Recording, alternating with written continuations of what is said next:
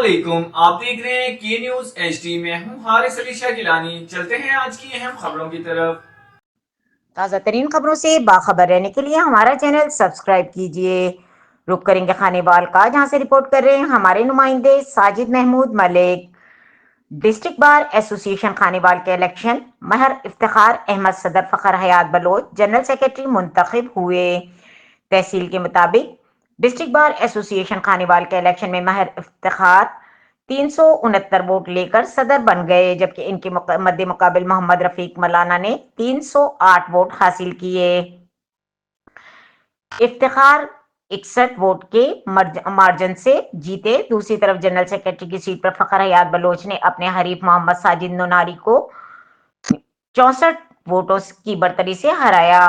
Fakhar Hayat Bloch ने 372, जबकि इनके हरीफ मोहम्मद साजिद नोनारी ने 319 वोट हासिल किए। खानेवाल बार के इलेक्शन में खवातीन बाजी ले गईं। मारूफ एडवोकेट शहला राना ने अपने मद्दे मुकाबिल मलिक तनवीर को नाइब सदर के मुकाबले में 90 वोट के मार्जिन से शिकस्त दी, जबकि बार में सबसे ज्यादा मार्जिन से लाइब्रेरी सेक्रेटरी की सीट पर मुमताज एडवोकेट सैयदा नरगिस जवाद नकवी ने मुखालिफ मर्द वकील को 122 वोट की भारी मार्जिन से शिकस्त दी।